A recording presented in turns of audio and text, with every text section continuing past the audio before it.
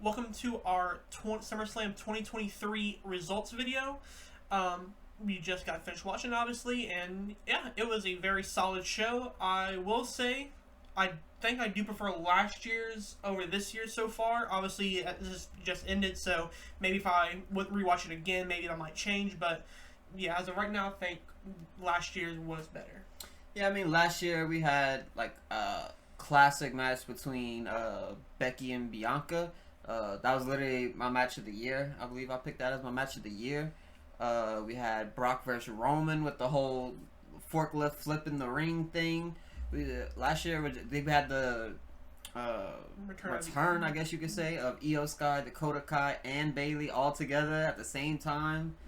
And yeah, now we see Damage Control goes a full year, and now Io Sky is a WWE champion. Who would have thought that during last year's SummerSlam?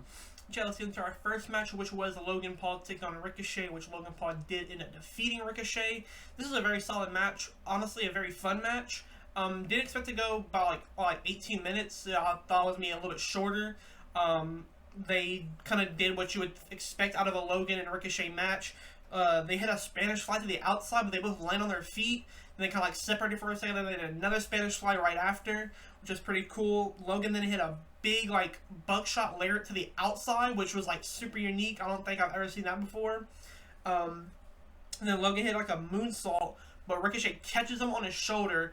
Then Logan reverses that into a DDT, which I was like one surprised by Ricochet like being able to like hold up Logan, because one Logan weighs like, I'm sure it was double of Ricochet, and then just that momentum coming down on you, I'm sure like hurts your shoulder bad. And the crowd, by the way, just absolutely was just going off on Logan all night, and he was playing into it super well. He was doing like the whole Hulk Hogan thing with the ears and the leg drop and the big boot. He was really playing into the crowd a lot, and the crowd was loving. As much as they were booing him, you could tell they actually loved what was going on. It was a good match. It was an entertaining match. And I feel like it was a great way to start off the night, honestly, because I thought it was going to go with the 20-man Battle Royal. But obviously, we heard the news about Logan Paul wanting to be there with his brother Jake Paul during his fight. So as soon as this was over, he flew all the way to Dallas, to go to his brother's fight, and he actually made it in time. So yeah, that's why they started this one first. Yeah, look, the finish was like very cool as well, because you had Ricochet, he went for like a 630 onto Logan, but Logan like dodged out the way. Then he had his arm like rolling out. Then his manager Jeff came in, put some brass knuckles on his hand, and he obviously hits the big right hand with the brass knucks for the win, which I think is good. I think that's the best way you could have did with if you wanted Logan to win this match, because Ricochet hasn't had a big solo moment on the main roster yet, and I kind of wanted this to be it. However, you still give Logan the win, which you want him to be you want him to gain wins. Obviously, still very new, hasn't that many matches left. But you also want Ricochet because he's going to be there every week most likely, and you don't want him to go back down to the bottom car, which I think this would be a good showing, and I think he'll get rewarded down the line. This is a very solid match, and one of my favorite matches of the night for sure. Yeah. After that, we had Cody Rhodes take on Brock Lesnar, which Cody Rhodes would also win. This was another very solid match. I actually enjoyed this one quite well. Cody played his role of trying to just fight back and trying to outbeat the Beast, which I think that very first spot was Brock doing a German suplex, which like Cody landed on his neck almost, which I was kind of like, ooh, that's kind of scary, but they ended up picking the pace a little bit. There's multiple times where Cody or Brock would just push Cody out the ring and tell him just to stay down, just let him win, and don't get beat anymore. But Cody would end up just keep coming back like with a few seconds left before the count gets to 10. But yeah, this is a very fun match. At one point, Cody hit a top rope Cody cutter, which is like a super Cody cutter, which is just super cool to see. Don't really see that ever really. Yeah, he like jumped off the middle rope, then onto the top rope, and then hit the Cody cutter. It was really cool. Yeah. And after that, Cody tried to submit Brock with his own Kimura, which is something that I thought was very cool, because he also he was trying to do it, but he couldn't lock in his legs, which kind of played a part to it, and storyline, or kayfabe rather. Then he would end up hitting 3 crossroads for the win, which I think that makes obviously Brock look amazingly strong, because he took 3 to put him down, took Roman 2 However, Solo came in and then hit the spike to out at Mania, obviously. But yeah. But after the match, which was a very cool moment, you had Brock kind of console and like handshake and raise Cody's hand, which apparently wasn't scripted at all. That wasn't like part of the plan at all. This is kind of just hey, we're gonna do out there, and this is probably Brock's one of his last big matches and his like last big feud. So very cool way to see him put over Cody, because I mean makes Cody look incredibly strong. Also makes Brock almost come out as a babyface. I'm interested to see what he does next. Whether that is, I mean, I have no idea who he goes after next, but yeah. Yeah. If it's true that it wasn't part of the writing, then I believe it 100% because just the look on his face, like when Brock like actually walked away and he kind of like looked back at him and he kind of smiled, you could tell that like I don't think he like really expected like him to do that, or at least in that way maybe. But yeah, they both made each other look very good tonight. And now I can't wait to see what's next for both of them, honestly. Especially Cody. Yeah. And after that, we followed up with the Battle Royale, which we had LA Knight get the win, last eliminating Sheamus. Now, this was honestly a very fun Battle Royale. There wasn't, like, too much going on. The only real surprise we had was Omos kind of returning, which I kind of expected. I was hoping for other people, whether that be Carlito or, like, somebody. It's really anybody else, but it ended up being Omos as a 25th man. Chad Gable had a great running in this match. He was, honestly, I think my MVP of the match. He eliminated Imperium by himself. Yeah, and at one point he had Ludwig Kaiser like on the outside, or he had like a head scissors elimination on, which is like really cool. It just shows you how great Chad Gable is. He's somebody who I hope down the line gets a mid-card title. I don't think he'll ever get one of the world titles, but I hope they end up pushing him hard because he is incredibly talented and deserves it all. And then at one point also, Grayson Waller and Miz kind of seemed that they were like forming an alliance, which I really like that like combination. They feel like Grayson Waller feels like a younger version of the Miz and like that old school Miz. So if that were to like become a thing, I wouldn't mind that at all. However, Miz is on Raw, Grayson's on SmackDown, so you kind of can't really do it. But yeah, I'm interested to see if that ever pans out to something. And then yeah, obviously like I said, LA Knight wins it. And after the match, he made it feel like he almost won the Rumble because he like celebrated so hard and made it feel like a big deal, which I'm very glad because, this is something that could have been on the pre-show. However, they didn't on the pre-show. Then they could have put it first because of the Logan thing, and they put it third. Which yeah, I think this was very cool. LA Knight gets this big moment of winning something big, and this feels like the start of his like big push to a potential title, whether that be the U.S. title or maybe a world champion. I don't really see that happening anytime soon, at least, but. Yeah, this is very solid. It's probably the best you're going to get out of a Battle Royale, so... Yeah, it wasn't nothing, too spectacular. AJ had a couple cool spots as well whenever they all kind of teamed up on Omos. He kind of jumped off the ropes and hit him with a drop kick, I believe it was. That kind of sent him to the ropes that led everybody to kind of eliminating him. But yeah, nothing too special. You can't expect too much from a Battle Royale. Kind of hard to keep up with everything. Yeah, the right winner won, so that's really all that matters. Yeah. So. And then next up, we had the MMA rules match between Shayna Baszler and Ronda Rousey. Now, this match, I'll be honest, was not great at all. I'm kind of glad it was the shortest match on the card. I think it also sucked that it went right after LA Knight winning because obviously LA Knight's one of the hottest things in wrestling right now. Crowd cheer went insane after he got that final elimination. So going into this match, they were very drained and kind of just deflated almost. But yeah, they just never got behind this match. Like, at one point, I'm pretty sure they were turning boring during the match, which, I feel bad for Shayna and Ronda because if the reports are true that this is Ronda's, like, last match for a pretty long time, it kind of sucks. And this is kind of supposed to be Shayna's, like, big moment of kind of being the new badass MMA-style woman in the division. So it sucks for her, but she did obviously end up getting the win by a submission, which... obviously, I think it's the right win. You want Shayna to look strong, which, at one point it looked like she got an injury in her shoulder, but then she came back and ended up submitting Ronda. But yeah, this was, just a not great match at all. It's definitely the worst match of the night. Yeah, it's the worst match of the night for sure. But it's almost not their fault. They were kind of put into a situation to lose, kind of like, you can't put somebody in an MMA match and it's not like actual MMA. Like it just doesn't work. I don't know. I don't know if I'm explaining it correctly, but it just doesn't work the way they did it basically. Yeah. And if I feel like this doesn't, this is if it's true that this is Ronda's like final match for a while. This is like a bad way to go out, and for Shayna, since the match wasn't great, it doesn't really put her over as much as you would want it to. It obviously does still push her because Ronda laid down for her, obviously, but yeah, it doesn't push her as much as it would have if they just did a regular match and it was great, you know? Yeah. Then after that, we followed with a very better match where we had Gunther taking on Drew McIntyre for the Intercontinental Championship.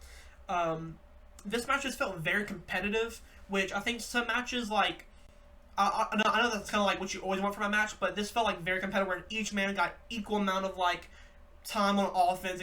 Each got hit a lot. Gunther at some points looked like he could be beat, however, he ended up overcoming Drew McIntyre, retaining that. And the finish, I really enjoyed having Drew was like about to climb up on the top rope, but then Gunther pushes him, kind of crotches him, makes him fall. There's a clothesline and a powerbomb for the win. Yeah, this is kind of just everything you expect from a Gunther match, and especially with Drew McIntyre, just a hard hitting, big chops, big moves, and yeah. Yeah, I definitely thought the match was over once Drew hit the Claymore. Yeah. I thought it was over, and I think the crowd did too, because they all kind of were like in shock. You see the people in the background's face kind of in shock after he hit it, because I think most people thought it was over, including myself. But yeah, it was a great match.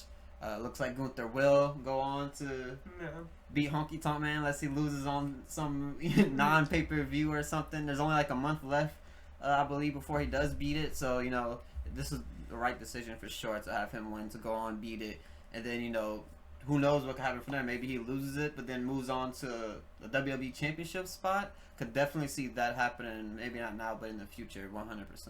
Yeah, I'm pretty sure right now he's like 32 days away, because I know at next month is Payback, which he's just like 3 days short of passing that Payback. So that Monday Night Raw, I think, would actually will either tie it or pass it up on that night. So yeah, I think at this point it's kind of almost confirmed that Gunther's gonna do it, which I think is obviously the right call. I'm just very happy for him because he's somebody who is phenomenal in the ring, just plays his role so well. That big badass guy who just doesn't do nothing crazy. He's not like a Ricochet. He's gonna do flips around. He's just gonna hit you hard. He just feels like that old school wrestler that just is just dominant and just he feels very strong, you know? Yeah, but he also has the athleticism to do like some things in the ring still. Like he's almost like a Brock Lesnar in a way, like a better Brock Lesnar in a way. Yeah.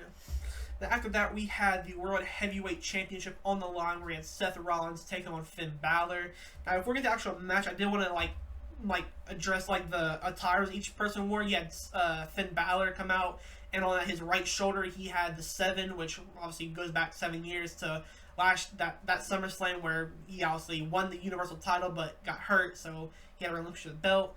And then also Seth Rollins also wore his same style of attire or shirt he wore at that SummerSlam as well. Thought that was pretty cool because, you know, it's something that if they were ever going to feud, you had to play this part in. It's just, that was a huge moment between them two, because Finn could have been, who knows what Finn could have been right now if he never got hurt, you know? But yeah, this match was very good. Again, similar to that Gunther match where they had equal amount of offense. They both felt like they could have won it multiple times. However, it ended up being Seth Rollins getting the win. But I guess the main talking point of this match is just the ending part where at one point Damien finally comes out and wants to give Finn the briefcase to like finally hit Seth and kind of get it over with. But Finn's like, not right now. We need to stick to plan A and stuff like that.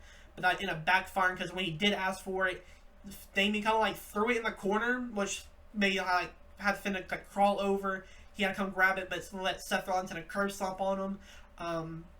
Then you have this, and obviously Seth would get the win. But yeah, I'm interested to see where the Damien and Finn like storyline goes now, because it's interesting because this past few weeks on Raw and stuff like that, it made them feel like they were going to be built up very strong, and they were, because they felt like the most dominant faction right now. Because I mean, you had Rhea with the title, Dominic has the title, Damien has the Money in the Bank briefcase, and Finn was kind of the last one with nothing. And now Finn still doesn't have nothing, and you have more tension between Damian and Finn. So, yeah, I'm definitely interested to see what goes next between them. Yeah, I mean, everybody knows when Seth and Finn go against each other, it's going to be a movie that they put on. This was my match of the night. I loved it. I thought at multiple moments Finn was going to actually win it with the whole... Because Damian Priest, like you said, he comes out, he tries to help him. He basically denies the help.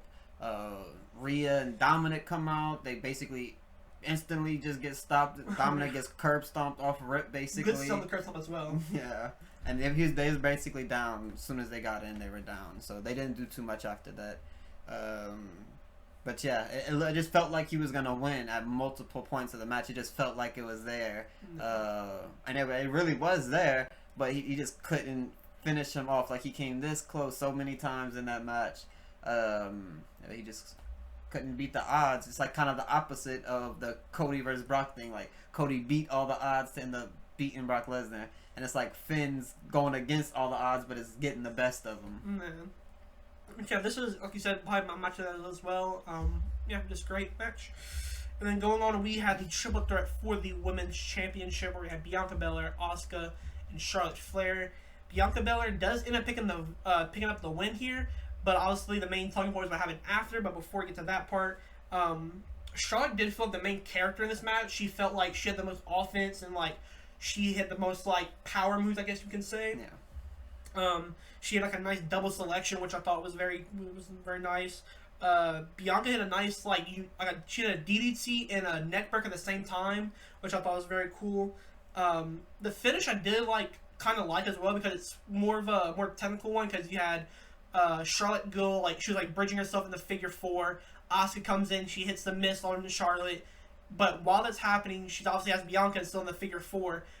Asuka misses the kick. Bianca rolls up Asuka, but while she's still rolling her up, she's still in the figure four, so it gives her more leverage, and that would obviously be the way she ends up winning the match, which is very cool. I kind of like it, but obviously the main talking point is what happened after. Io Sky comes down, cashes in, wins the Women's Championship, and is now your new Women's Championship. So, yeah, I'm very interested what's next, and yeah. Yeah, and one thing we also you forgot to mention while I was saying that is Bianca was kind of having selling her knee as the match was starting and everything. Before the match started, she was already kind of selling it a little bit. And then at one point, I believe it was Charlotte, she kind of throws her over the top rope, and you just hear, I don't know what it was because you don't see it on camera, but you just hear something hit the steps real hard. No. And it was apparently her knee or her something. They don't really explain it that well, but apparently it was her knee. And then they start walking her out. It looked real. It almost looked like she was actually crying on the floor at one point. So I thought it was real myself. I'm not gonna lie. Yeah. They start walking her out, and then Charlotte hits the figure four on Asuka, and then she sees it. She sees that she's potentially about to win, so she goes in, she stops it, and that's why it's so significant when at the end of the match Charlotte has her in the figure four, and then she still gets the roll up because her knee was that bad, and then like you said, the main talking point. Io sees all that going on. She's like, all right, this is the best chance I'm ever gonna get probably right here. So her and Bayley come out. Bayley takes out Charlotte and Asuka with the briefcase. She goes in. She goes to the top rope, hits the finisher, and that's it. Io Sky is now our women's champion. Yeah, and also another thing that got leaked today before SummerSlam had started is Kairi Sane had also re-signed with WWE. So if that is something, if it's that's something that's real, I'm very excited for this women division. I'm sure she'll end up being on SmackDown, joining Asuka, Io, Bianca, Bayley, all that. So yeah, I'm very excited. I hope that's real, because that's something who I'm very excited to see again in WWE. But yeah, Io, she the look on her face after she had the belt and she won it. It was great. She was loving every minute of it. The crowd absolutely loved it as well. I loved it. It was also nice seeing Dakota come in the ring and kind of celebrate with them. Obviously, she's still injured, but it was nice seeing her. She looked solid. She looked like she wasn't she had no knee brace on. At least it was invisible. But yeah, I'm very happy to see them all celebrate, because, like you said in the start of the video, was basically a full year now since they returned. Now they're all basically successful now. I mean, they held tag team belts for a little while, but now Io's kind of had like that biggest moment now, having obviously winning the champion now.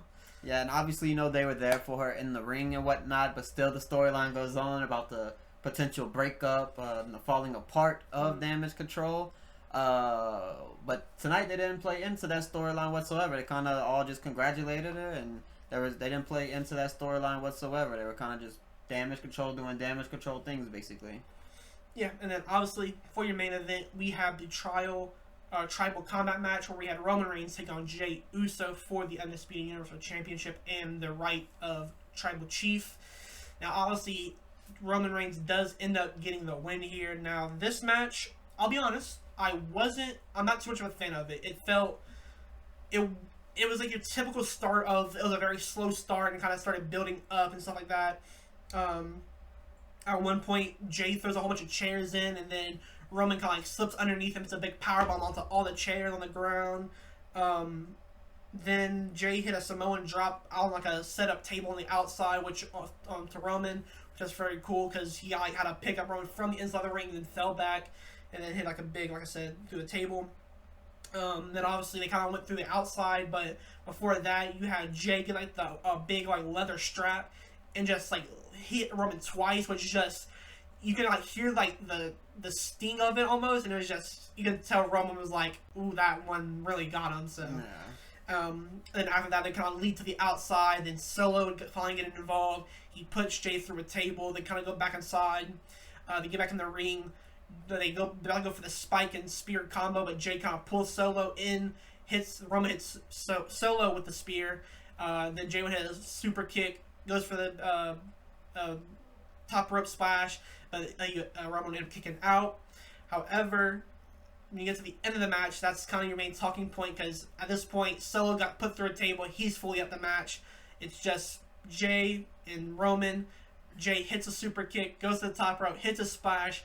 It's about to win, but a masked guy in all black comes out, pulls off Jey, and it turns out to be Jimmy, which I'm very questioning, like, what is the reasoning for this? Obviously, you could say that it's just because he's jealous that Jey got all the spotlight, and he's always got the spotlight as a solo star, and he hasn't ever got the solo, like, potential and all these, like, opportunities yet, but I don't really understand it too much, if I'm being completely honest. It kind of, like, it made something that could have been, like, way better not so great, in my opinion. Yeah, I'm assuming if they're going to play into the thing of, like, you know, Jey wasn't there for Jimmy whenever he got obviously attacked by Roman and Solo and stuff. I'm assuming that's what they're kind of going for with this. I don't know though. But yeah, it turns out to be Jimmy. He super kicks him, tosses him into the ring, and that's pretty much a wrap from there. Roman gets the win. And it was just a big shock. I don't think anybody expected that to happen. I expected him to come out. Once I seen Solo get involved, I was like, all right, Jimmy's gonna come in and help him at some point, right? Yeah. But no, he didn't. Yeah, well, unless I feel like this Jimmy and Jey storyline now is going to completely bridge off of the Roman bloodline storyline now, because I think that's going to go into its own thing, and then Roman on to whatever is next for him. Which, what I do think is next is that he might be beefing with Solo now, because, like I said, he speared Solo, and then at one point they were on the outside, and Solo's like, why'd you spear me? Like, you kind of hurt me, like, my ribs or stuff like that, which would obviously lead to Jey spearing Roman through the barricade. So yeah, I think that might be your next, like, big feud for Roman. The next title defense is Roman versus Solo, which I'm interested to see where that goes. I don't think he'll end up winning, but I think that'll be hopefully a good match. Yeah, one match I definitely want to see, like, a full, like, you know, like a pay-per-view style match is just Jey and Solo. Because obviously they had like a match on the, I believe it was the SmackDown that just passed, and yeah, Jey beat him up. He thought he was like, took him out for SummerSlam. Obviously that ended up not being the case. But yeah, I'd like to see them go like full on pay-per-view and like some crazy like stipulation match, like a steel cage or something like that. I feel like Solo could like thrive in like a steel cage, Hell in a Cell, Elimination Chamber, like those kind of, you know, matches where you're like locked in with them and it's like just you and him and there's no escape kind of thing. Yeah. But yeah, to be honest, as I said, I didn't really like this main event. I think it could have been better. It's just these Roman main event matches sometimes just feel very slow, and it takes like a little bit more time to kind of build up speed and kind of get more momentum into it. But like I said, it was alright. I'm not saying it was I'm not saying it's like the worst match on the card by any means, but it just wasn't as good as I thought it would be and wanted it to be. So. Yeah, I enjoyed the match myself. I thought it was pretty good. Yeah. I didn't have any problems with it. I thought it was like I can't even say. I was about to say third best match of the night, but every match on this card damn near could have been a main event, honestly. Besides, obviously, the Shayna and Ronda, and then the 25-man Battle Royal. Every other match just was really good. It could have been a main event. Yeah, they were great. Yeah. So, what would you say your match of the night was? Yeah, 100%. It's Seth and Finn Balor for sure. Yeah, I think that's the same as me. I think this was way better than their match at Money in the Bank. I'll say for sure. Yeah, they could have gave them even more time, and I would have been super happy with it. Even though there was already so much that was going on within that match with the whole Judgment Day thing going on. Yeah, it still sucks that we didn't get obviously Becky and Trish. Obviously, going into this, the storyline of Shayna versus Ronda did seem very good, and when it makes sense, obviously they both are best friends, and they kind of had that MMA style and stuff like that. But knowing how bad that match would be, I really wish we either got a Rhea versus Raquel match or the Trish versus Becky match. But it is what it is. But yeah, SummerSlam was pretty solid. Like I said, like you said, every match kind of delivered. One thing I also want to say before we close this off is the triple threat match for the WWE Women's Championship. It was sloppy at a lot of different points.